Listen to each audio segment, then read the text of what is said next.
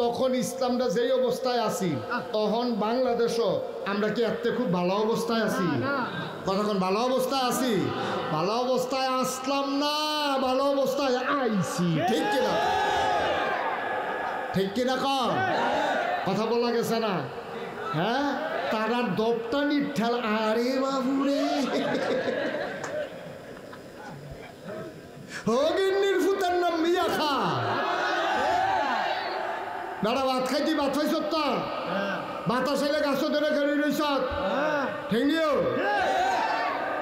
দুইটা পয়সার বুক দেখ সত্তা। আর কেমনে কেমনে দল করে, দল দল করে সেটা কোটি কোটি টাকা। তাউজুবিল্লাহ কোনো কেন কাবাই কইরা হ্যাক একটা বড় লোক হইয়া বইয়া রইছে। তেহা ইয়ে করতে পারা, চাকরি কইরা মানুষে কামাই কইরা গৃহস্থী করে টেহা কামাই করতে পারে না, আর দল কইরা টেহা কামাই করে। তবে সব টেহা কামো লাগান যায় না। আচ্ছা, ওই টেহার কি দাও? আপনি যদি এই টেহা লইয়া বাড়িতে ঘুমাইতেন না পারেন, কেউ তো কোনো ধমকও দিছে না, কেউ কোনো জায়গায় তো কইছে না। এরপরে জায়গায় গেলে কারণ জানে আমি যেই কাম করছি আমি কোনো থাকতাম পারতাম। কেউ কইছে না যে তোমরা জায়গাও যার যার বাড়িতে তো ঘুমাইব কইব, কিন্তু তে তো জানে কত মানুষের ফিডা দিয়ে রাখছে। তো সকলে যদি ফিরাই একটা করে দেয়, ওমা দিব না, তুমি হাতে খাইয়া রইছে না ফিডা, হাতে তো সাপটার লাগে বইয়া রইছে না হাতে দিব। যেতে ফিডা খাইয়া রইল, তো এই কায়দাটার লাগে বইয়া রইছে। আমার যেমনি ফিরতে আস, পুলিশ দিয়ে দৌড়াইতে আস, আমি যে বছরের বছর ঘুমাইতাম পারি না, দিন একদিন আইব রে, এই দিনটার লেগে তো হাতে বইয়া রইছে। তো তুমি এই কাম করছো কি রে? ঠিক কিনা কর? এবার ঠিক যে আরো আছে, এই যে এখন আপনারা ঠিক কইতেছেন, তো এই কাম করলো কে রে, তো এর লেগে হাতে এখন আরতে নাই। তো আবার যদি আপনি এরকম হইয়া যাই, তো আমরাও তো আবার এরকম হয়েছি কে? ঠিক কিনা কর? সুতরাং খুব সাবধান, খুব সাবধান। ইতিহাস থেকে শিক্ষা নিতে হবে। আমরা আবার যেন যেই কাম করলে বাইথা হন যায় না, যেই কাম করলে ভাগ্যা যাওন লাগে, আমরা শিখলাম আমাদের দ্বারা যেন এই কাজ প্রকাশ না হয়। মনে থাকবে ইনশাআল্লাহ। তখন আগে আপনারা দেখলে টিটকারি মারতো, তখন আপনি যদি আবার বইয়া টিটকারি মারেন, কি রে আগিলা দিন কি কানে বাসিল আরো নদী, এখন কিতা খবর কিতা হয়, তো আপনি আবার হেই হইলেন। আপনি বরঞ্চ ডাক দিয়ে করবেন, রে তোরা যাই করছো আমরা তোরার মতো না, তবে শিক্ষা গ্রহণ কর, বেড়াগিরি দেখাচ্ছা, শিক্ষা গ্রহণ করো, আমরা তোমরার মতো না, এরকম আমরা করতাম না ইনশাআল্লাহ। ঠিক কিনা কর? এটা হলো মুমিন মুসলমানের কাজ, এটা হলো মুমিন মুসলমানের কাজ। তারা যা করছে আপনি তা কইলেন না, এটা তো খারাপ হয়েছে। তো একজন জ্ঞানী লোকের এসে গেছে, ভাই আপনার তো বুদ্ধি হইল কেমনে? কয় বেহতের মানুষের, কয় বেহতের মানুষের আবার বুদ্ধি হয় কেমনে? কয় বেহতের মানুষের যা করে আমি তা করি না, লেগে তো আমি বুদ্ধিমান। কি কথাটা কইছে দেখছেন? কথাটার ওজন কত, কত মূল্যবান কথা কইছে দেখছে। বেহতারা মানুষে যা করে আমি তা করি না, এর লেগে বেহতারতে শিক্ষা আমি মাইদি দিয়ে বুদ্ধিমান হয়ে গেছি। বেহতারাতে যেটা করে আমি এটা করি না, তার লেগে তো আমি বুদ্ধিমান। তো যেই কাম করলে বড় গুমান যারা থাহন যারা, আমি সেই কাজ করব না, তাইলে তো আমি ভালো মানুষ। ঠিক কিনা কর? এটা হলো মূল কথা। আল্লাহ যা বড় কথা, আল্লাহ আমাদেরকে যেন এমন একটা জিন্দেগি দান করে, সবাই কোনা আমিন। বন্ধুরা আমার, ভাইরা আমার, আল্লাহর নবী মুহাম্মদুর রাসূলুল্লাহ সাল্লাল্লাহু আলাইহি ওয়াসাল্লাম ১৫০০ বছর আগে যখন মক্কা ছেড়ে মদিনায় গেলেন, তিনি যখন মদিনায় ঢুকলেন, তিনি দেখলেন মদিনার মানুষগুলো নবীকে পাওয়ার জন্য অস্থির হয়ে আছে। বলেন সুবহানাল্লাহ। নবীজি আসবে, সবাই অস্থির হয়ে আছে, পাগল হয়ে আছে। ছোট ছোট বাচ্চাগুলা মায়ের কাছে গিয়া কয়, মা ছোট্ট টুকরিটা দাও। আমাদের দেশে যেটা টুকরি জাহি, ছোট ছোট যে এই তরকারি ধোয়, এই ছোট টুকরিগুলা দাও। মা বলতেছে, বাবা টুকরি দিয়া কি করবা? কয়, মা দুজাহানের বাদশা নবী মদিনায় আসতেছে, টুকরি দাও, টুকরিগুলা নিয়ে পাহাড়ি জঙ্গল থেকে ফুল ছিঁড়ে আনবো। বাচ্চারা টুকরি নিয়ে চলে গেল জঙ্গলে, ওই পাহাড়ের পদদেশে ফুল ছিঁড়ে ছিঁড়ে টুকরিতে করে নবী কোন রাস্তায় দাঁড়াবেন তারা মুরব্বীদের খবর নিয়ে বাপ চাচাকে জিজ্ঞেস করে টুকরিগুলা নিয়ে রাস্তার দুই পাশে দাঁড়িয়ে গেলেন। ছোট ছোট বাচ্চারা নবী যায় আর নবীর গায়ের ভেতরে ফুল ছিটাইয়া ছিটাইয়া দেয়।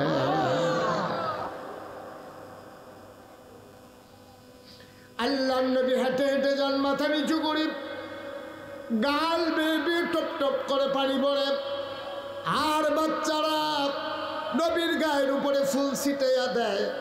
আল্লাহ নবী মাথা নিচু করে হাঁটতেছেন, মানুষগুলো নবীরে কুলের ভিতরে নিয়ে নিতে চায়। মহিলাগুলা দুই পাশের বাড়ি থেকে উকি মেরে দেখতে চায় দুজাহানের বাদশাহ নবী কেমন। ছেলেরা ফুল ছিটাইয়া দেয় আর কত সুন্দর সুললিত কণ্ঠে গান গায়, তালা আল বদরু আলাইনা মিন সানিয়াতিল বিদা ওয়াজাবা শুকরু আলাইনা মাদালিল্লাহিদা। সুবহানাল্লাহ বলবেন না? গান গাইয়া গাইয়া নবীরে বরণ করে দিছে। আল্লাহর নবী মদিনায় যখন ঢুকলেন, মদিনায় ঢুকার পরে মানুষকে ডেকে বলে দিলেন, আজকে থেকে আর মদিনার উপরে জোর জুলুম চলবে না, নির্যাতন চলবে না, নিপীড়ন চলবে না, মানুষে আর ভেদাভেদ হবে না, সবাই আমরা এক দেশের মানুষ, এক জায়গার মানুষ, মদিনা মুনাওয়ারা, সবাই মিলে সুন্দর করে দেশ চালায়। ও মুসলমান মনে রাখো, প্রকৃত মুমিন তুমি কখনোই হতে পারবা না যতক্ষণ পর্যন্ত নবীর জীবনের সাথে তোমার জীবন না মিলাবা, ঠিক কিনা? নবী যেমনে চলছে ঠিক তুমিও এমনি করে তোমার জীবনের প্রতিটি কাজ চালাইতে হবে। তুমি ভেজাল মনে করলে হইতো না, ভেজাল মনে করলে হইতো না। ও একটা সহজ কথা কই, আপনারা বুঝবেন, বুঝের মানুষ। আচ্ছা, আমরা সবাই মিল্লা এখন যদি মনে করেন এই জায়গাটা বইয়া শুধু জিকির করি, লা ইলাহা ইল্লাল্লাহ, লা ইলাহা ইল্লাল্লাহ, আল্লাহু আল্লাহ, আল্লাহু আল্লাহ, শুধু জিকির করলাম, হ্যাঁ, তসবিহ তাহলিল পড়লাম, কিচ্ছু একটা কথাও কইলাম না, আপনি দল মত নির্বিশেষে হিন্দু বৌদ্ধ খ্রিস্টান সবাই কইবে মাশাআল্লাহ, এরকম হলে তো কোনো কথা নাই। এখন কোনো সমস্যা নাই, সবাই মিললে আমরা জিকির করতে আসি, কোনো সমস্যা নাই, কোনো বাধা নাই, কোনো ঝামেলা নাই, কিচ্ছু নাই।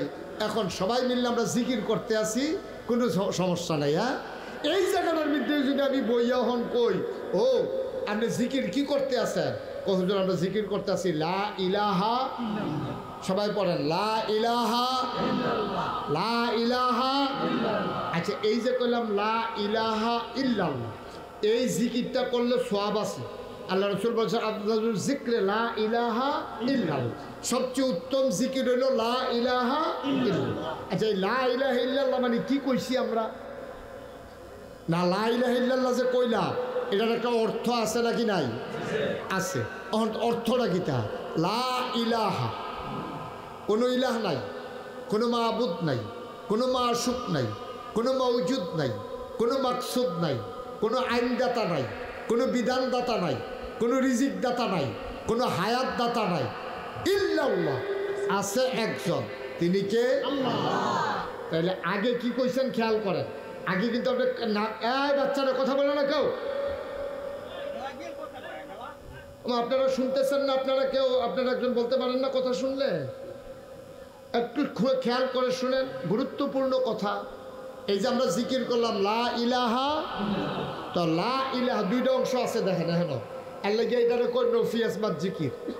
এই জিকিরটারে কি জিকির কয়? নফি আসবাত। আগে না, এরপর হইল হ্যাঁ, না কিতা নাই, নাই, নাই মানে কি? কিচ্ছু নাই, একবারে খালি। এরপরে কয় হ্যাঁ একটা আছে, কিতা এটা? কয় ইল্লাল্লাহ, স্বয়ং আল্লাহ। সুবহানাল্লাহ বলবেন না? লা ইলাহা মানে কি?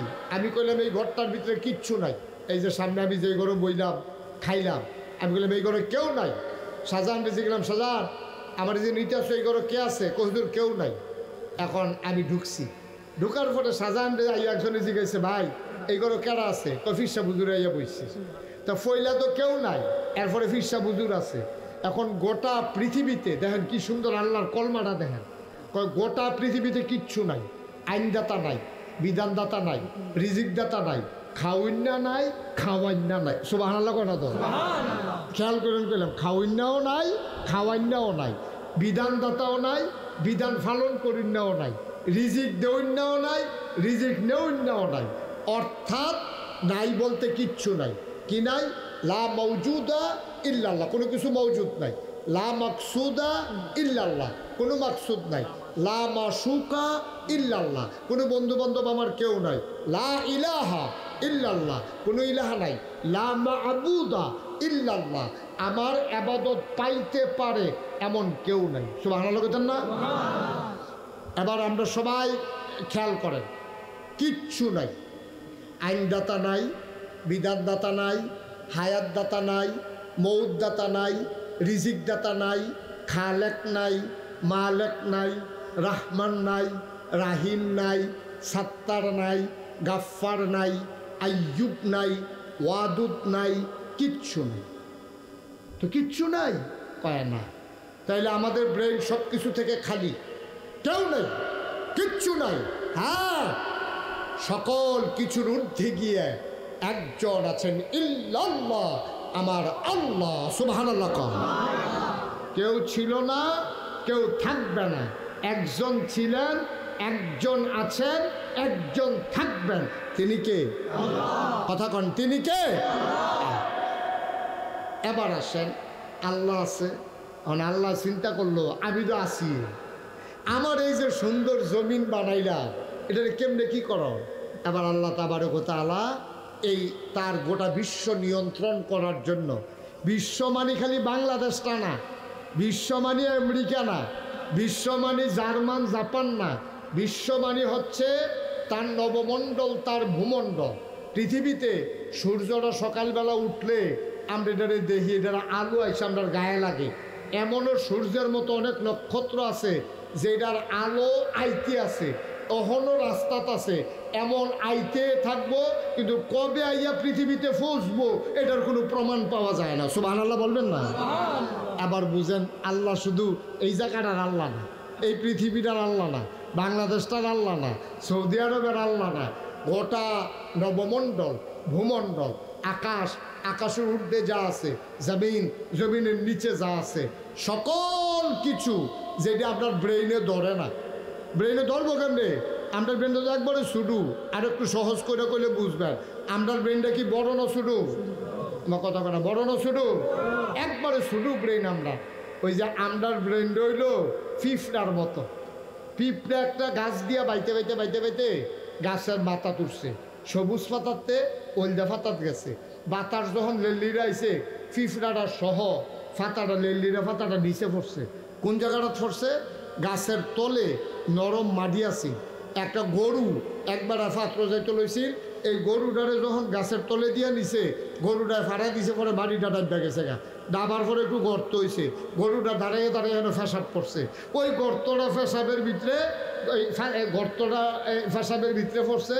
ওহন এইটার ভিতরে আইয়া ওই ফিফরা সহ ফাতাটা গরুর সেনার ভিতরে, গরুর ফাওয়ের ভিতরে, এই জায়গাটা তাইয়া ফিফরাটা যখন পড়ছে, ফিফরাটায় দেখেছে, আরে বাবারে, ওই ফলামের তুই প্রশান্ত মহাসাগর, সারুবুল দিয়া ফানি আর ফানি, আমি বোধহয় টাইটানিক জাহাজও আছে। কারণ ফিফরা তো এরকমে, ফিফরা তো আর ফাড়তে হয় না। এখন মানুষ দেখতে আছে, উমুমের দূরে একটা গর্ত, এটার ভিতরে একটা আম ফাতা, এটার ভিতরে ফিফরারা, এটা মানুষে বুঝে। কিন্তু ফিফরায় মনে করতে আছে এটা বিশাল প্রশান্ত মহাসাগর, এটা ডাইনে বামে কোনো কুইলকিরানা নাই, আর আমি আছি টাইটানিক জাহাজও, কোমালা জানি ডুববা যাই। আচ্ছা, মানুষ একটা যেতে লইছি, ফিফরার মনের খবরটা মানুষে যদি বুঝতো ফিফরারা কি চিন্তা করতেছে, মানুষে এটা কি চুপ করে থাকলো না হাসি দিয়া লইল?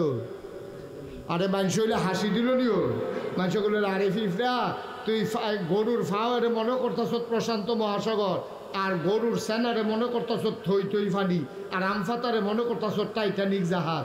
পিঁপড়ার জন্য ওই গর্তটা যদিও বড়, আমাদের জন্য একবারে ছোট।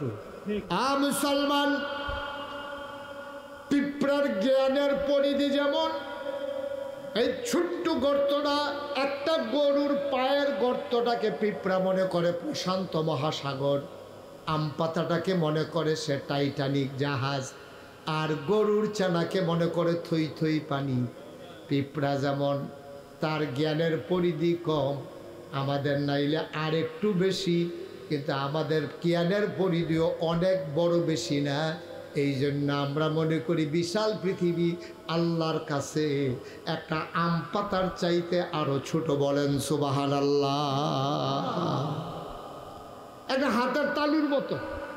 ও এই হাতের তালুটার ভিতরে যদি 50টা পিঁপড়া আপনার আড়ে, আর আপনি যদি হাতের তালুটা ধরে রাখেন, আপনি সবজি পিঁপড়া যেমনি দেখেন, সমস্ত মাখলুকা 800 কোটি মানুষ, এতগুলো দেশ, এতগুলো শহর, পিঁপড়া, জন্তু জানোয়ার, গরু ছাগল, আপনার হাতের 50টা পিঁপড়া আপনি যেমনি দেখেন, আর গোটা পৃথিবীটা আল্লাহর কাছে আপনার এরকম হাতের তালুর চাইতে আরো ছোট।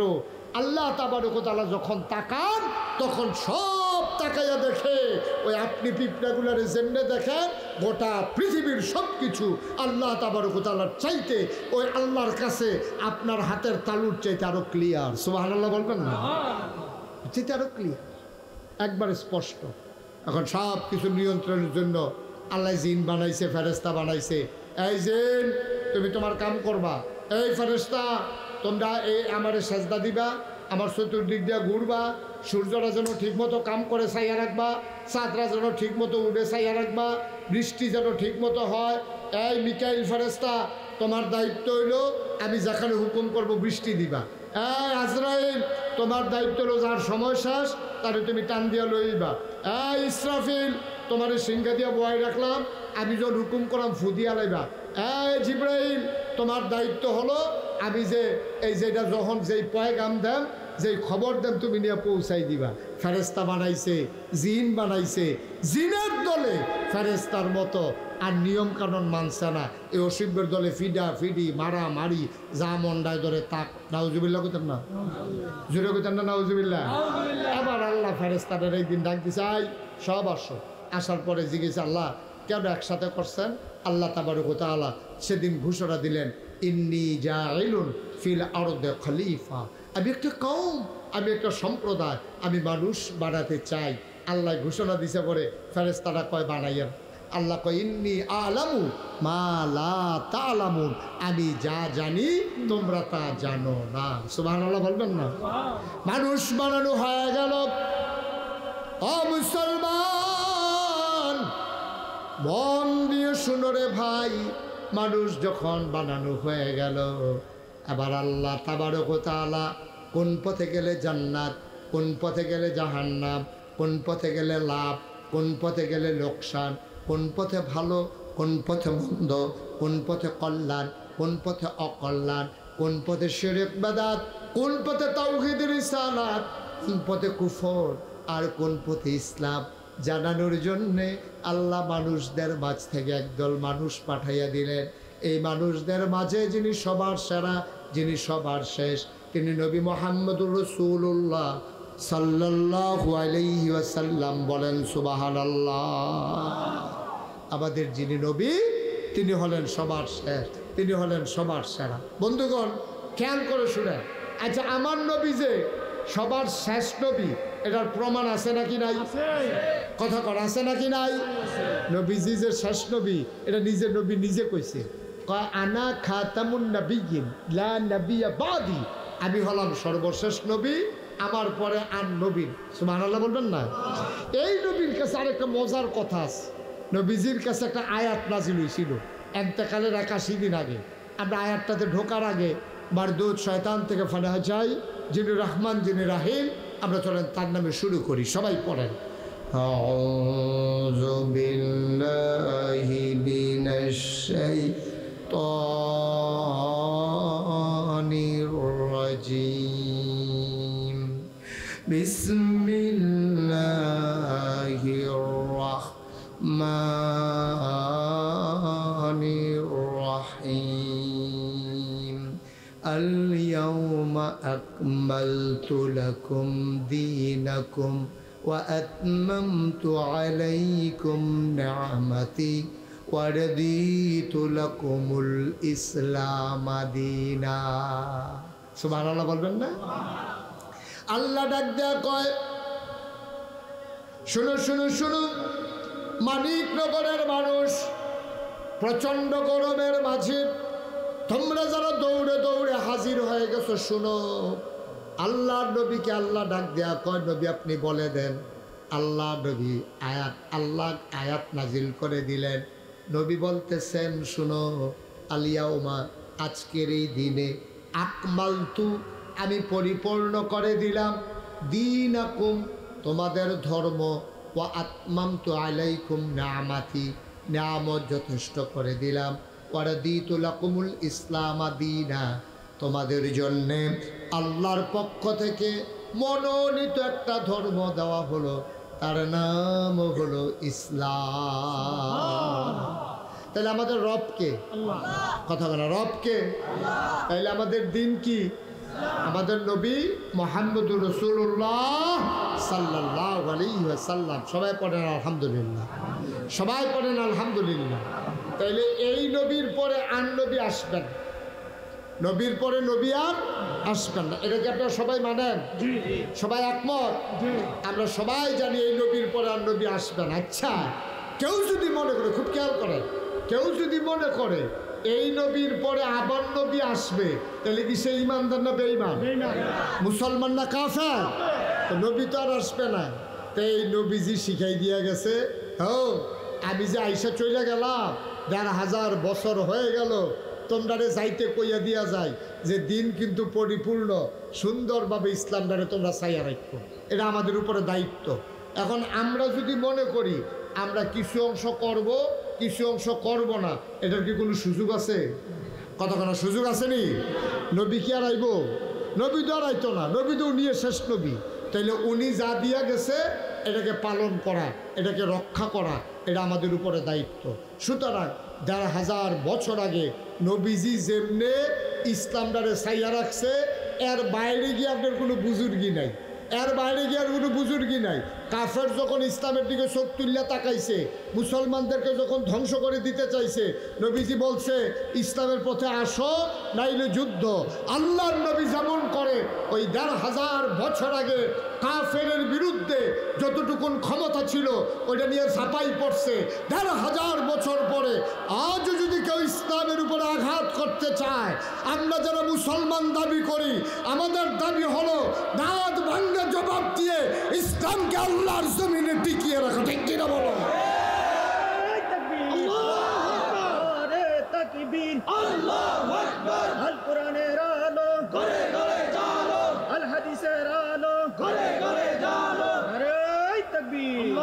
সবাই কোন আমিন? আমিন। জোরে কোন আমিন? আমিন। আর আমরার অবস্থা হইছে কি জানেন? এক করে সহজ কইরা কই, আমরার অবস্থা হইল ওই হেই গৃহস্থের মতো।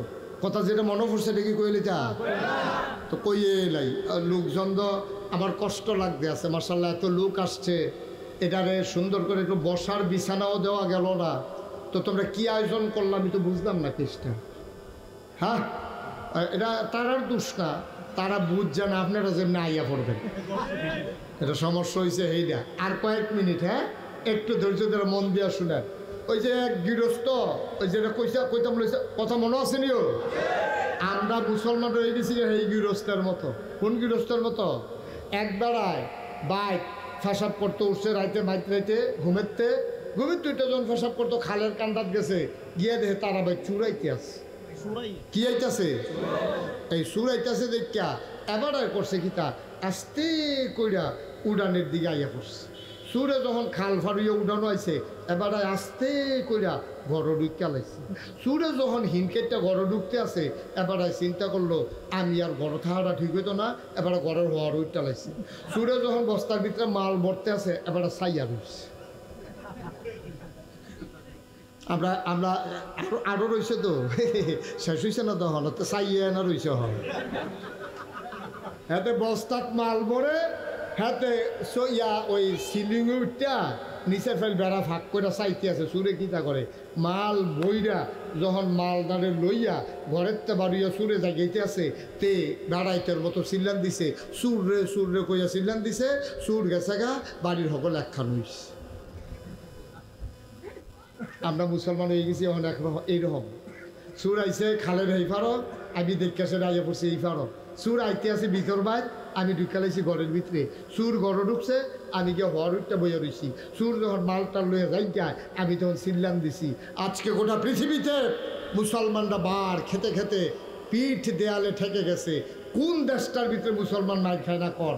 ওখানে না আপনারা ফ্রিভাবে আইতেন পারতেন, এখানে না সুন্দরভাবে কথা কইতে আছেন। ঢাকা ইউনিভার্সিটিতে যেই ছেলেগুলা নামাজ পড়তো, কইতো যে এইতে এই শিবির, না হইলেতে জামাত, না হইলেতে ইসলামী আন্দোলন করে, না হইলেতে নামাজ পড়ে গেলে, এর লেগে নামাজ পড়লো গেলে এই দেশও তার দোষ। বাংলাদেশও থাইকা ইন্ডিয়ার বিরুদ্ধে কথা কইল গেলে তারে ফিরতে ফিরতে বাইরে এলাইছে। আপনারা নাম শুনছিলেন আগে, তারে ফিরতে ফিরতে বাইরে এলাইছে। শতকরা 92 জন লোক মুসলমানের দেশে নামাজ পড়লে তে জামাত হইয়াছে গিয়ে, শিবির হইয়াছে গায়, হ্যাঁ ইন্ডিয়ার বিরুদ্ধে কথা কনে, হ্যাঁ তার মা বাপে ফাড়াইছে ফরতো, হ্যাঁ তারে ফিরটা লাশ বানাইলায়। আমরা সবাই এত দিন ধইরা মসজিদের ইমামে কুদ্দুরা সুদের বিরুদ্ধে, ঘুষের বিরুদ্ধে কথা কইলে হ্যাঁ বানার ইমামতি যাইগা। শতকরা 92 জন লোক মুসলমানদের দেশ আমরা খালি চাইছি। সুরে যখন মাল লইয়াছে গায়, এবার জুড়ে চিল্লান দিছে, আমরা হইছি হেই মুসলমান। ঠিক কিনা? আমরার মতো মুসলমান সারাটা পৃথিবীতে যদি 800 কোটি মানুষ আছে, পুরো 800 কোটি এরকম আমরার মতো আমরা মার্কা মুসলমান হইলে ইসলামের কি উপকার তৈব? কর কি উপকার তৈব? সুদের বিরুদ্ধে কথা বলা যাবে না, ঘুষের বিরুদ্ধে কথা বলা যাবে না, সাদাকে সাদা বলা যাবে না, কালোকে কালো বলা যাবে না, ন্যায়কে ন্যায় বলা যাবে না, অন্যায়কে অন্যায় বলা যাবে না। এই জন্য 71 সালে বাংলাদেশ স্বাধীন হয় না। এই বাংলাদেশ আমরা ন্যায়কে ন্যায় বলবো, অন্যায়কে অন্যায় বলবো, ভালোকে ভালো বলবো, মন্দকে ভালো বলবো। শুধু বলবো না, ইসলামের উপরে আঘাত আসলে প্রয়োজনে নিজের জীবন পর্যন্ত বিলিয়ে দেবো ইনশাআল্লাহ। আগে পারি নাই, আমরা কিন্তু পারি নাই, এটা কিন্তু সত্য। আমরা নানান ঝামেলায় তা আমরা চেষ্টা করছি। আমি যেখানে মাহফিলও গেছি, কখন যেমন কইতাম ফারতাছি, আর আগের বার কিন্তু ঘুরাইয়া কখন লাগছে আর কি, নাকি কোয়া বাধা সিনেমা আপনারা সাক্ষী কইছিনি আমি। তো ওহন ডাইরেক্ট নলাটা দিতাম পারি, আর হ্যাবলা এমনি ঘুরাইয়া দেওয়ার লাগছে হ্যান দিয়া। এটা একটু পার্থক্য কইছে। ওহন আর টাইম লাগাইয়া কখন লাগে না, আগে 2 ঘন্টা লাগাইয়া যেটা বুঝান লাগছে, ওহন মাসাল্লাহ 10 মিনিটের বুঝে নিতাম পারি। ওখানটা কখন যায় তো কেন লাইনে লাইনে ঘুরলে না দেরি হয়, কোন ইচ্ছা গেলে তো মাসাল্লাহ 2 কেই কেনা। ঠিক নিও মুসলমানের দেশ সুন্দর করে ইসলামের কথা কখন যেত না, সুদের বিরুদ্ধে কখন যেত না, ঘুষের বিরুদ্ধে কখন যেত না, দুর্নীতির বিরুদ্ধে কখন যেত না। এটা কি দেশ? এটা এই দেশটার ভিতরে আমরা থাকিয়া আমরা জান্নাত যাওয়ানোর আশা করি। একটা উচিত কথা কইতাম পারতাম না, হ্যাঁ ঠিক মতো একটু আপনি হালাল হারাম বাচ্চা চলতেন পারতেন না, আপনি কোথাও উচিত কথা কইতেন গেলে আপনার একটা এই বদনাম লাগাই দিয়ে আপনারা সাইজ করে লাইব। এটা কি দেশ নিবে না? ঠিক কিনা কও? এখন প্রাণ ভরে আবাদত বন্দিগির সময় হয়েছে। এখন প্রাণ ভরে আবাদত বন্দিগি করবেন। এখন প্রাণ ভরে হৃদয় উজাড় করে আল্লাহকে ডাকবেন, আল্লাহর কাছে কাঁদবেন। যখন আল্লাহ বিজয় দান করে তখন আল্লাহ কি কইছে? এটা কোরআন শরীফে সূরা আছে, কোরআন শরীফে সূরা আছে। কি কইছে? ইজা জাআ নাসরুল্লাহি ওয়াল ফাত। হ্যাঁ নবী, আপনি দেখবেন যে বিজয় যখন আসছে, ইজা জাআ নাসরুল্লাহি ওয়াল ফাত ওয়া রাআইতান নাসা ইয়াদখুলুনা ফি দীনিল্লাহি আফওয়াজ। আপনি দেখবেন দলে দলে লোক, দলে দলে লোক দেখবেন যে কেমনে বাইরে যায়, আসলেও দেখবেন কেমনে বাড়ে। ওখান দেখবেন মসজিদও আগে যদি তাবলিগ হয়তো 15 জন, ওখানে 32 জন। ঠিক নিও? ওই যে ফাঁক জমা হয়েছে যে তাবলিগ আইয়া এটি কিছু কমান যায়, ওখান দেখবেন তবলিগের লোক বাইরে যাবো গা। তবলিগের লোক দেখবেন ওখানে দলে দলে লোক বাড়তে আছে। চিন্তা করবো মসজিদরা কিন্তু শান্তিতে আছে, কহেন দিয়ে কাড়ায় দৌড়ান দেয়, একটা জ্বালা না, এর ভিতরে তো তবলিগটা ভালো। কথাটা বনেনি চাইয়েন। হ্যাঁ না, ওখানে বনছে না তো, কইলা মাঝে ওখানে বনাই নিবেন কেমনে? পরে হিসাব মিলাইয়া চাইয়েন আইব। হ্যাঁ, আল্লাহ আল্লাহ কইছে যখন দেখবা দেখবা দলে দলে এই ইচ্ছা করে একবার ইসলামের পথে আইতে আছে, তখন তোমার কিছু কাজ আছে। যখন দেখবা যে দলে দলে লোক আইতেছে, তখন কি করতে হবে? ফাসাব্বিহ বিহামদি রাব্বিকা ওয়াস্তাগফির। তুমি ফাসাব্বিহ তাসবিহ পড়বা আল্লাহ, বিহামদি এবং হামদ আল্লাহর প্রশংসা করবা, ওয়াস্তাগফির লাহু এবং তুমি আল্লাহর কাছে ক্ষমা চাইবা, তওবা করবা, কানবা, আল্লাহ আল্লাহ তুমি আমারে মাফ করে দাও, আল্লাহ তুমি আমারে বিজয় দিছো, তুমি আমারে শান্তি দাও, আল্লাহ তুমি এই দেশের মানুষের ভিতরে শান্তি দাও। আমিন কইতেন না? যেরকম আমিন। বন্ধুগণ, এটাই হচ্ছে ইসলাম, এটাই হচ্ছে ইসলাম, এটাই হচ্ছে ইসলাম। ১,৫০০ বছর আগে খুব খেয়াল করে শুনেন, আল্লাহর নবী যখন মক্কা ছেড়ে মদিনায় চলে গেলেন, 10 বছর মাত্র পার হলো, 10,000 সাহাবা নিয়া আল্লাহ নবী রওনা করলেন মক্কা মদিনা ছেড়ে মক্কার দিকে। কয় হাজার? ঘুমাই গেছেন সব? কয় হাজার? সবাই বলেন কয় হাজার? 10,000 সাহাবা নিয়া মদিনা থেকে মক্কার দিকে নবী আগাইতেছে। কয় হাজারও? 10,000। আল্লাহর নবী 10,000 সাহাবা নিয়া মদিনা থেকে মক্কার দিকে রওনা করলেন। যারা হজে গেছেন তারা দেখেছেন মক্কায় একটা মসজিদ আছে, মসজিদে আয়েশা। যারা উমরা করতে যায় এই মসজিদে আয়েশা থেকে হেরাম বেঁধে আবার উমরা করতে আসে। আল্লাহ নবী মসজিদে আয়েশার নিকট দিয়া 10,000 সাহাবা নিয়ে আগাইতেছেন। 10,000 সাহাবা সামনে রাহাবার যারা প্রদর্শক, আমার নবীর একজন ঘোষক, উনি ঘোষণা করতেছেন দুজাহানের বাদশা নবী মক্কায় ঢুকতেছে, সাধারণ ক্ষমা ঘোষণা করা হয়েছে, সবার জন্য সাধারণ ক্ষমা, কারো কাছ থেকে নবী প্রতিশোধ নেবেন না,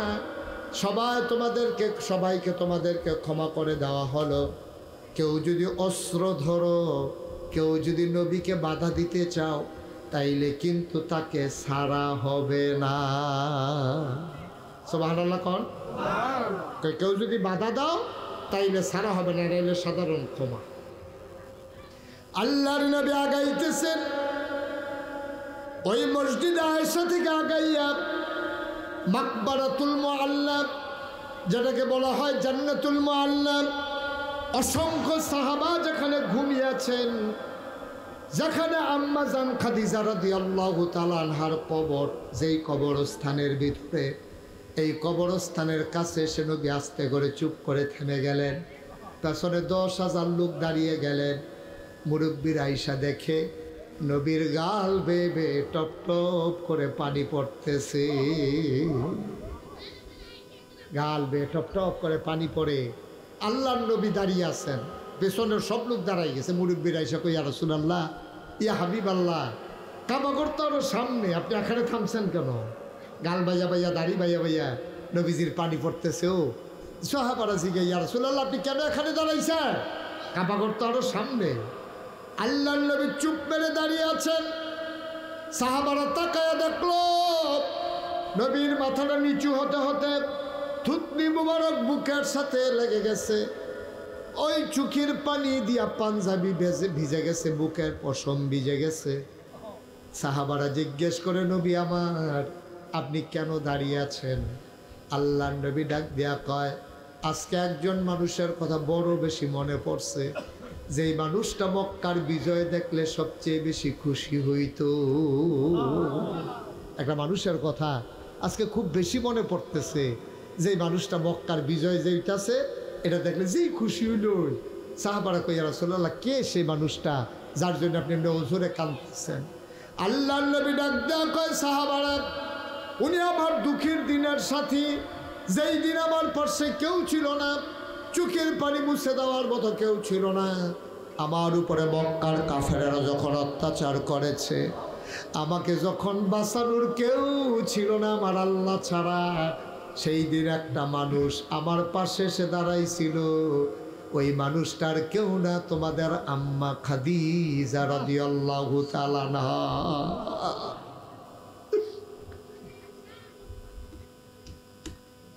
আমার খাদিজা একা একা ছেড়ে দেন নাই,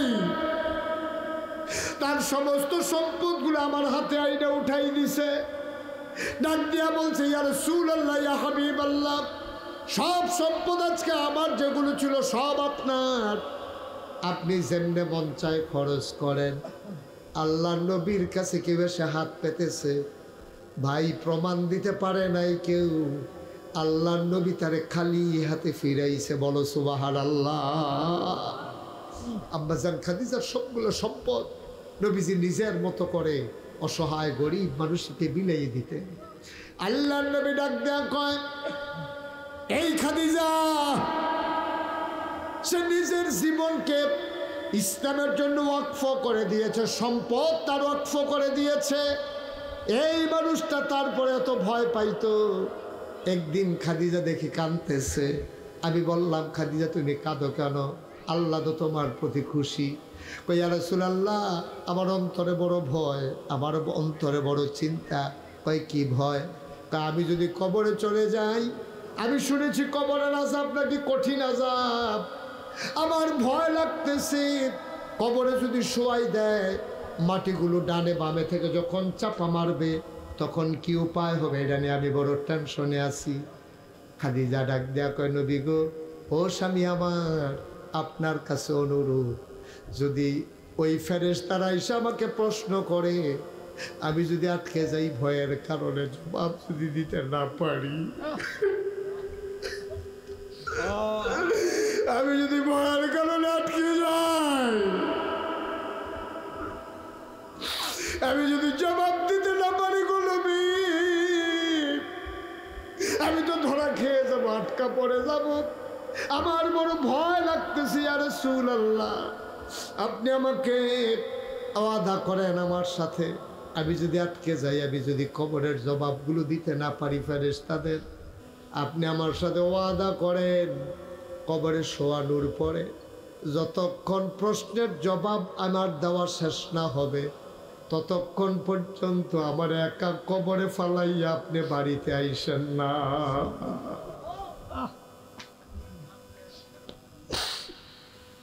আমার বড় ভয়।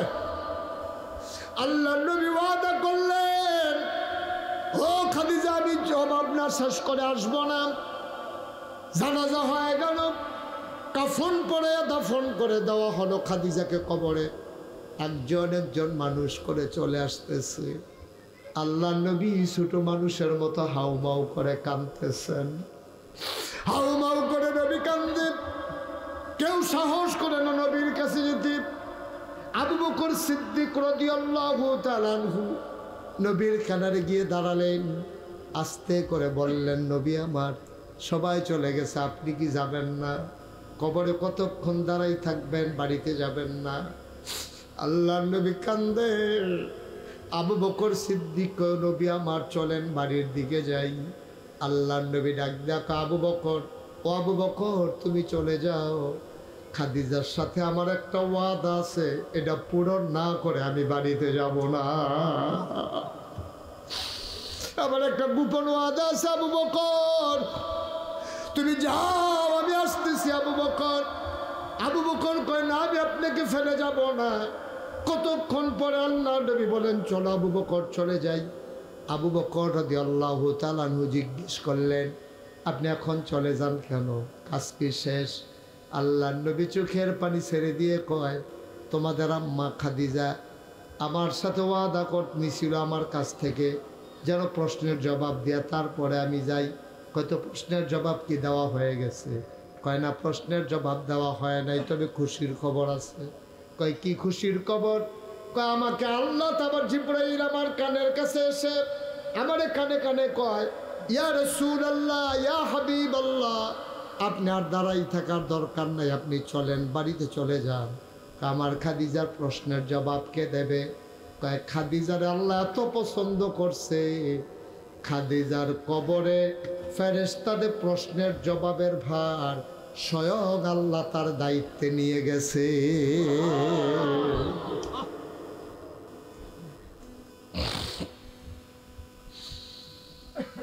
মক্কা বিজয় হইতেছে, এই মক্কার মানুষগুলো নবীর উপরে কত অত্যাচার করলো, অথচ আল্লাহর নবী কোনো প্রতিশোধ নিলেন না, তাদের উপরে আক্রমণ করলেন না।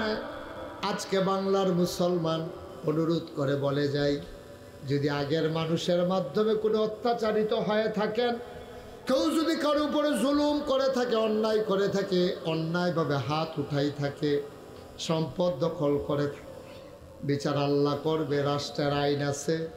দয়া করে আমার জনগণ, আমার দেশের মানুষ অন্যায়ভাবে বিচারের ভার নিজের হাতে নেবেন না, বলেন আমিন।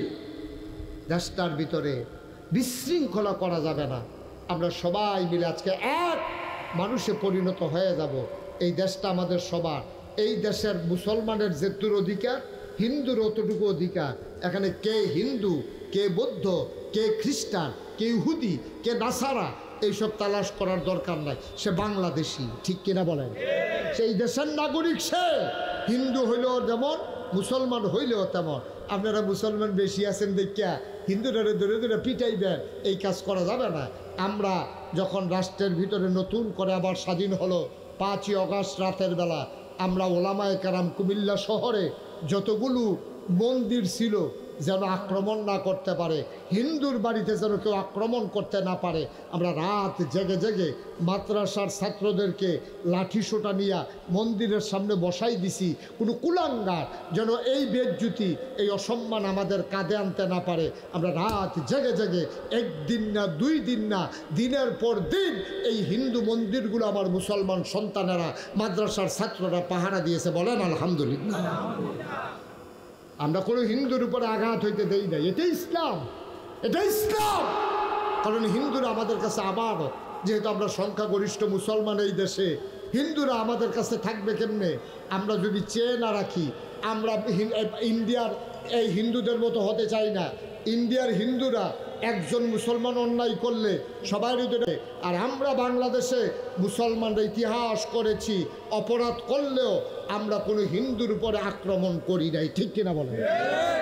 আমরা চেয়ে রেখেছি, আমরা মুসলমান, আমাদেরকে আদর্শ আছে, আমাদেরকে ঐতিহ্য আছে, আমার নবী সব শিখেই দিয়ে গেছে। সেটা আমরা এটা করতে পারি না। এই কাজটা করবেন না দয়া করে। আল্লাহ নবী ওই বিজয়ের পরে সবাই মিলে নবী আনন্দের সাথে তওবা করলেন। নবীজি বারবার সবাইকে নিয়ে তওবা করালেন। নবী সবাইকে বললেন, আল্লাহর কাছে মাফ চাও, যেন আল্লাহ আমাদের প্রতি কোনো বেজার না থাকে। আল্লাহ যেন আমরাও মাফ চাই। কার কাছে? কথা বলে কার কাছে? আমাদের জীবনের সব গুণাগুলা পিছনে ফেলাইয়া আমরা একটা সোনার জিন্দেগি চাই, সোনার মানুষ হতে চাই। আল্লাহ যেন কবুল করে, সবাই কোনা আমিন। তওবা যদি একটা মানুষ করে, একটা মায়ের গর্ভের শিশুর মতো বাচ্চা মানুষটা নিষ্পাপ হয়ে যায়। আমরা সবাই মিলে আল্লাহর দরবার প্রার্থনা করব, চাইব আল্লাহ যেন আমাদেরকে হেফাজত করে, সবাই কোনা আমিন। সবাই এই দয়া করে তওবার কথা শুনে দেখি অনেকে উঠে যেতে আছে। এখন তওবা করার দরকার আছে নাকি নাই? আমরা আমল নামায় গোনা নাই নাকি? যারা গোনা নাই তারা হুদুদি মেহনত করে তওবা করার দরকার কি? যারা পারেন দয়া করে বিছনা না থাকলেও একটু বসেন, 1 মিনিটের জন্য। আমি এতক্ষণ বলি নাই বসার জন্য। সবাই বসেন, মুরব্বী বসেন, সবাই বসেন। হ্যাঁ, মাশাআল্লাহ মাশাআল্লাহ, আল্লাহ যেন কবুল করে। সবাই বসে পড়ো। আমরা সবাই মিলে আল্লাহর দরবারে তওবা করি, আল্লাহ যেন আমাদেরকে মাফ করে দেয়। আমার আদরের শাহজাহান, আমার দরবারের মুআল্লিম, আপনাদের এখানে খানকার জন্য জায়গা কিনেছে। সে আপনাদেরকে নিয়ে কষ্ট করতেছে, আল্লাহ বিল্লাহ করে, সহজ সরল মানুষ, বড় আলেমও না। কিন্তু আপনারা সবাই খেয়াল রাখবেন, সবাই মিলে যেন এই সুন্দরভাবে ইনশাআল্লাহ আমরা এখানে খানকা করে দেব, উদ্বোধন করব। এটা একটা দিনের মারকাজ হবে। এখানে মানুষগুলো এসে এই জিকির আজকার করবে, আল্লাহ বিল্লাহ করবে। ন্যায় কাকে বলে, হক কাকে বলে মানুষ বুঝে যাবে ইনশাআল্লাহ। আল্লাহ যেন কবুল করে, সবাই পড়ি আমিন। কি বলবা? আচ্ছা, আমরা এখন শেষের দিকে যাব। তার আগে আমার আদরের শাহজাহান, আপনারা যে এসেছেন আপনাদেরকে একটু ধন্যবাদ দেওয়া, একটু কথা বলা, তারপরে আমরা দোয়া করবো। একটা লোক উঠবেন না ইনশাআল্লাহ, বলো। আসসালামু আলাইকুম ওয়া রাহমাতুল্লাহি ওয়া বারাকাতুহু। আলহামদুলিল্লাহ, আমাদের পেশা হুজুর আমার জীবনের প্রথম পেছনদাস। আমি রিক্সা চালান বয়স থেকে আমি একটা নিয়ত করেছি, যে আমি পিসা হুজুরে আমি একটা গাড়ি কিনে রিক্সা কিনে আমার পিসা হুজুরে আমি বসাবো। এই বসার থেকে আল্লাহর রহমতে ইনশাআল্লাহ এখন পিসা হুজুরে আমি প্রতি বছর আল্লাহর রহমতে আমি এই মাহফিলে তারপর আব্বা আম্মার জন্য আত্মীয় স্বজনের জন্য সবার জন্য আমি দোয়া চাই। এলাকাবাসী খবরবাসী সবার এলাকাবাসী অনেক ছেলেরা অনেক কষ্ট করেছে আমার হারিয়ে বিদেশের পর থেকে অনেক পরিশ্রম করছে, এই ছেলেরা অনেক কষ্ট করছে। তো আমি পিসা হুজুরের কাছে একটা দাবি, আমি একবারে গরিব মানুষ, হুজুরে জানে আমি কুমিল্লা থাকি, রিক্সা চালাই। আলহামদুলিল্লাহ আমার জীবনের প্রথম প্যাসেঞ্জার আমার পিসা। তো আপনাদের কাছে আমার একটা রিকোয়েস্ট, প্রতি বছর এই মাহফিলটা চাই পিসা হুজুরে বলে আমরা খুশি সবাই ইনশাআল্লাহ। আরেকটা কথা, আমাদের প্রধান অতিথি বাহরাইন আরেকজন আছে মোহাম্মদ দেলোয়ার, আমি একটা রিকোয়েস্ট করছি ভাই, আমি তো গরিব মানুষ আনতে পারি না, একটা কিছু করা লাগবে। আলহামদুলিল্লাহ তারা দিয়েছে, আল্লাহর রহমতে আমাদের কোনো কালেকশন করা লাগবে না, আলহামদুলিল্লাহ হয়ে যাচ্ছে ইনশাআল্লাহ। তো পিসা হুজুর প্রত্যেক বছর আসবে, যেটুকু আমার সম্ভব এটুকু করবো ইনশাআল্লাহ। এই পিসা হুজুরের কাছে আত্মীয় স্বজন বাবা মা আত্মীয় স্বজন সবার জন্য দোয়া চাই। আল্লাহ তো এই মাহফিলে প্রতি বছর এই ইচ্ছা কবুল করে, আল্লাহ যাতে আমাদের মনের আশাটা পুরো করে আল্লাহর হাতে আমি সমর্থ করে দিচ্ছি এই মাহফিলটা, আল্লাহ তুমি কবুল করো। আমি বেশি কথা আর বলবো না। আসসালামু আলাইকুম ওয়া রাহমাতুল্লাহ। সেই সবাই পড়ি আলহামদুলিল্লাহ।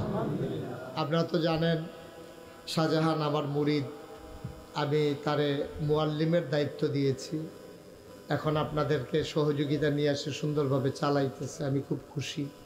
সে সহজ সরল মানুষ, গরিব মানুষ, কিন্তু গরিব কি টাকা, আমরা দেশে গরিব কারে কয়, টাকা পয়সা না থাকলে আমরা দেশে তারে কয় গরিব, আসলে তো গরিব না।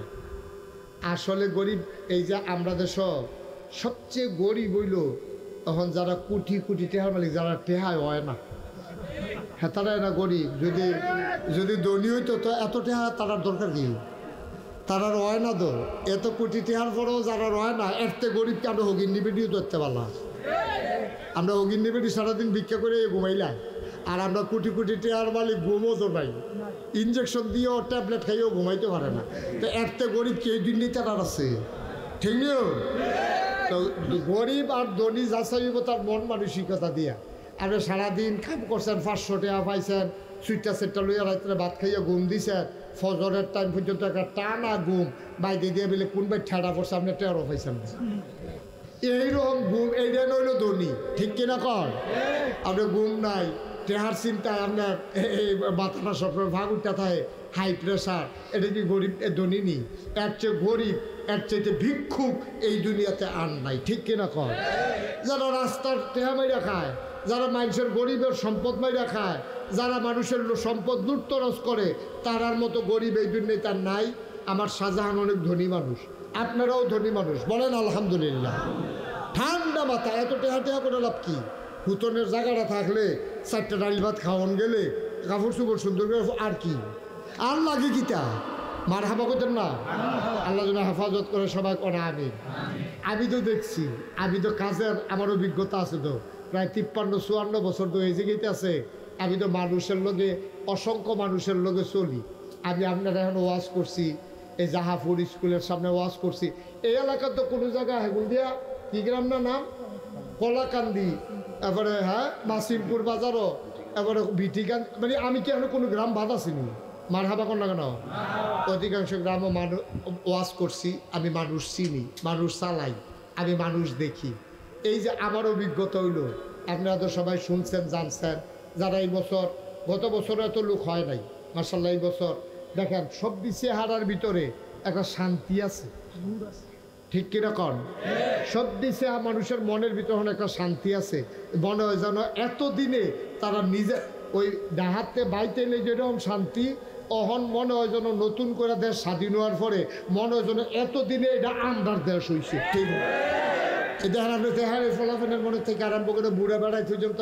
আমি দিই এই দিন এক বুড়া বেড়া হুদু দিয়ে আইসা, আমি কি তো কবুতর কিনে যদি ভাল লাগে, ওরা আইস দিতে বলে ভাল লাগে, ওটা হুদুদি হুদুদি। আমি তো মনে করছি কেউ কুতকুতি নি দেয় না, কুতকুতিও না, হুদুদি বিলে। মারহাবা কর না কেন? আমিন কর। আমি বুঝছি কেমনে গরিব কেনা ধনী কেনা, আমি বুঝছি আমার মসজিদ করতাম গিয়া। আপনারা তো সবাই সোশ্যাল মিডিয়ার সুবাদে জানছেন, শুনছেন এবং সবাই শরিক হয়েছেন। এই যে আমি মসজিদ করতাম গিয়া, আমি বুঝছি মানুষ কারে কয়। কোটি কোটি টিহার মালিক একটা হাতেরতে পারো না, আর ভিক্ষা করে রাখা হগিন নেবেনি নিজে মসজিদের সামনে দাঁড়ায় করে কিতা ওই যে ফিসা বুঝে ভাজা কই জানি কহ এবিডে হাত দিয়ে না দুইটা টেহা কেড়া দিলে ভিক্ষা দিছে সেই টেহা সুবহানাল্লাহ কইতেন না? এটার দাম কয় কোটি টেহা, কয় কোটি টাকা। এটাকে আপনি যেমন তেমন কথা মনে করছেন? আল্লাহ তাবারক ওয়া তাআলা কবুল তো করছে। আপনাদের স্বপ্নের মসজিদ আল্লাহর খাস মেহরবানি একতলার ছাদ হয়ে গেছে, বলেন আলহামদুলিল্লাহ। একসাথে ৬,০০০ লোক নামাজ পড়বে একটা মসজিদে। কয় হাজার? নিচতলায় হাসপাতাল। এই পর্যন্ত আমি গতবার আপনাদেরকে বলছিলাম, মসজিদ শুরুর আগে আমি নিয়ত যখন করছি তখন আমি ১ বছরের তাহলে তোমরা আমি এই কারণে শুনলাম, তোমরা কি একজনও শুনো না? যে কথা কহ এই কথাটা কইতে পারো না রে, কথা তে না বেহতার তোমরা সকলে এরকম হয়ে গেলে কেমন হইব? তে তো পুরা বেহতারে। তো এই কথার ভিতরে দিয়ে যখন কথা কইতে পারে তার বুদ্ধি থাকলে আর কুদ্দুর আছে, এটাকে আন্তাজ হইছে না আমরা সকলে? মারহাবা কন। যেই কথাটা কইতাম ইসলাম এবারে যখন কইছি যে মসজিদ করাম, ইঞ্জিনিয়াররা যখন কইছে 15 কোটি টাকা লাগবো, তখন আমি একটা নিয়ত করছিলাম, আল্লাহ জীবনে অনেক টাকা পয়সা লাড়াছাড়া করছি, বছরে অনেক জায়গায় যাই, অনেক টাকা পয়সা কামাই করি, ইনশাআল্লাহ এই মসজিদ করতে গিয়া যত টাকা লাগে এর ভিতরে আমি 1 বছরে যত টাকা হাদিয়া পাই, খেলা মনে করেন না, হিসাব মিলিয়ে যাইতে পারতেন না, 1 বছরে যত টাকা হাদিয়া পাই পুরা 1 বছরের হাদিয়া আমার মসজিদ আমি দান করে দেবো ইনশাআল্লাহ। তা কথার কথা না, দিছিও। এটা আপনারা একটা বুঝ দিয়ে গিয়া তারপরে দিলাম না, বিষয়টা এরকম না। এক মুডে 25 লক্ষ টাকা, 25 লক্ষ টাকা আমি দিয়া তারপরে আমার মসজিদের কাজ শুরু করছি, বলেন আলহামদুলিল্লাহ। আর আজকে পর্যন্ত আমার মসজিদে খরচ হয়েছে প্রায় 4 কোটি টাকা। তা আমি তো দিছি 25 লাখ টাকা না, তো 4 কোটি হইতে আরও লাগে 3,75,00,000 টাকা। আরে 3,75,00,000 টাকা তো এটি দিলাম করতে। মারহাবা কর না কেন? এই যে হগিন নিবে দিতে দিছে, বিদেশতে পাঠাইছে, আমি মালয়েশিয়া ওয়াজ করতাম গেছি, তারা এক লগে আমার তো যেই টেহা দিয়ে দিছে, 2বার গেছি, 2বারে তো অনেক টেহা। এরপরে গিয়া নগদে, বিকাশে, রকেটে, কত মানুষ যে রিক্সা চালায়, ফোন দিয়ে সেটা কান দেখবে কিতা কোথায়, আমি তো রিক্সা চালাই, আমি মসজিদটা টেহা দিতাম, মনটায় কোথায় আমি কইতে টেহা দেন বেশি, তো কত দিতেন মত? কয় 100 টাকা। আমি আপনার এই 100 টাকা যে 1 লাখ টাকা, সুবহানাল্লাহ কইতেন না? একবারের 1 কোটি আর আপনার 100 টাকা অনেক টাকা। আল্লাহর খাস মেহরবানি, কত মানুষে যে টাকা পাঠাইছে, আপনারাও সবাই দিছেন। আমার মসজিদটা একতলার ছাদ হয়ে গেছে, এখন সিঁড়ির কাম চলতে আছে। সিঁড়িটা 125 ফুট, ওই এই মাথাতে এই মাথা পর্যন্ত, এই 100 ফুট নিচতলাতে ফুটাটা সিঁড়ি, সংসদ ভবনের মতো একবারে দোতলা। মার হাবা করে না তো? এই সিঁড়িটা দিয়া মসজিদটা যখন শেষ হইব, আপনারা সবাই এমনি তো দাওয়াত দিয়ে রাখছি, যখন যাইবেন দরজা খোলা। শাহজাহান, আমার শাহজাহান প্রত্যেক ইংরেজি মাসে 3য় শুক্রবার আমার দরবারে মাসিক তালিমের মাহফিল হয়, শাহজাহান যায়, সাথে আপনারা অনেকেই যান, আবার সবাই যাবেন। এছাড়াও প্রত্যেক শুক্রবারে আমি দরবারে জমা পড়াই। প্রত্যেক শুক্রবারে আমি যেখানেই থাকি, শুক্রবারটা আমি ওইখানে থাকতে চেষ্টা করি, যদি বিদেশ না যাই আর কি, দেশও যদি থাকি, তো এই শুক্রবার ওইখানে নাও তো আপনারা গেলে হেন দেখা হইব, মসজিদরাও চাই আইবেন। আমার মসজিদার কাম চলতে আছে ইনশাআল্লাহ, আপনারা সব সময়ে দেন, কারণ আমি আগে তো মসজিদের ভিডিও দাঁড়াইয়া কানতাম, ওখান আর ভিট নাই, ছাদ হইয়া গেছে, এখন কান্দন লাগে সাধকের ইয়া আকাশের দিকে তাকাই আল্লাহর লগে কথা কই মাঝে মাঝে, আল্লাহ এই যে মানুষে টেহাডি দিল, একতলার ছাদ পর্যন্ত কইরা লাইলাম, 4 কোটি টাকা খরচ কইরা লাইলাম, এখন যদি বাহি কামটা এটা তো 3 তলা হইব, বিরাট একটা মিনারা হইব, এখন কেমনে কিতা করতাম? তা আল্লাহর লগে কথা কই, আল্লাহ যে একটা টেহা দেয় তুমি অন্তত, ওই যে নবীজি কইছিল, মান বানা লিল্লাহি মসজিদান বানাল্লাহু লাহু বাইতান ফিল জান্নাহ, যে দুনিয়ায় মসজিদ বানাবে আল্লাহ জান্নাতে তার জন্য ঘর বানাবে। সুবহানাল্লাহ বলবেন না? ও আমরা কয়টি এখন জান্নাতে ঘর বানাইতে পারাম? 100টা টাকা দিয়ে যদি জান্নাতে ঘর বানাইলেও যায়, 1000 টাকা দিয়ে যদি জান্নাতে ঘর বানাইলেও যায়, 5000 টাকা দিয়ে যদি জান্নাতে ঘর বানাইলেও যায়, তারতে শাকো ফালার কিতে আছে। তা আমরা সবাই জান্নাত আমরা একটা ঘর হোক, এটা আমরা চাইনিও। এই মসজিদের উচিত আল্লাহ করে, নবীজির হাদিস, এটা কোনো নাগাস মসজিদ হয়েছে দেখা নবীজি কইছে এই কথাটা, বিষয়টা এরকম না। 1500 বছর আগে কইয়া গেছে, মাম বানা লিল্লাহি মাসজিদান বানাল্লাহু লাহু বাইতান ফিল জান্নাহ, যে দুনিয়ায় মসজিদ বানাবে আল্লাহ জান্নাতে তার জন্য ঘর বানাবে। সুবহানাল্লাহ। আমরা চাই সবার জান্নাতে একটা ঘর হয়ে যাক। এখানে যারা আছেন আপনারা এমন লোক আছে 50,000 টাকা দিলেও কম হইতো না, 10,000, 20,000, 100, 200 ওকে 10টা টাকা দিলে আপনি মরে যেতেন না, আল্লাহ ডাইলা দিব লইয়া কুলাইতেন ধরতেন না, মসজিদে না দিবেন। এখন এইরকম কেউ আসেননি যে হুজুর ইনশাল্লাহ আমি 5,000 টাকা এই মসজিদও দিলাম, এখন দিতাম না পারলে শাহজাহানের কাছে দিয়া দেন হুজুর, দোয়া করেন আমার লেগে আল্লাহ যেন কবুল করে। 10,000 টাকা দিলাম, এক প্রধান অতিথি না, প্রধান অতিথি 10,000 টাকা না দিলে মানুষে মানে না। ইনশাল্লাহ আলহামদুলিল্লাহ কই আলাইছি কোন আলহামদুলিল্লাহ। আমাদের প্রধান অতিথি আজকের মাহফিলের উনি আমাদের এই 10,000 টাকা উনি মসজিদের কাজের জন্য দেবেন। মাশাআল্লাহ মাশাআল্লাহ, সবাই বলেন মারহাবা। মাহফিলও মাশাআল্লাহ অনেক অনুদান দিছে, আমি মন থেকে দোয়া করি। আরে টেহা পয়সা হইলে তো এই কামে লাগান দরকার, আনলে টেহা থেকে লাভ কি? তো উনি 10,000 টাকা দেবে। আর কেউ আসেননি যে হুজুর আমি ইনশাল্লাহ নগদ 1,000 টাকা দিয়া আপনার এই স্বপ্নের মসজিদ, এত কষ্টের মসজিদ আমি শরিক হইলাম, এরকম একটা লোক আসেননি যে 1,000 টাকা 1,000 টাকা যে হুজুর এই মসজিদ আমি দিলাম, আল্লাহ যেন কবুল করে প্রাণ ভরে। হ্যাঁ হ্যাঁ মাশাআল্লাহ। জসিম এতিমখানা একবার 3,000 টাকা পাঠাইছিল, এখন কি করব? 1,000 টাকা দিবা, দাও। আসেনি লোকে? বার করো বার করো, বার হাবা কন।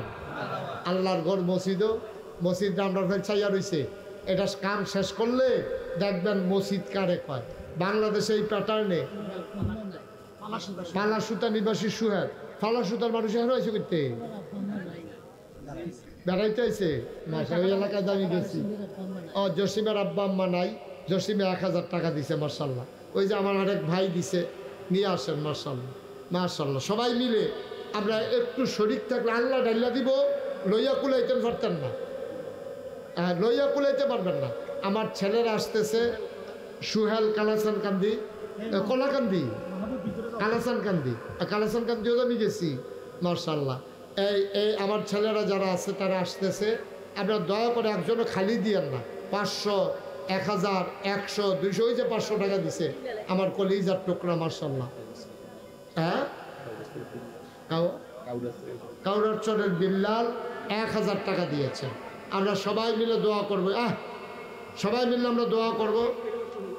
সুহেল 500 টাকা দিছে মার্শাল্লাহ। একজন লোকও খালি যায় না, আমার অনুরোধ।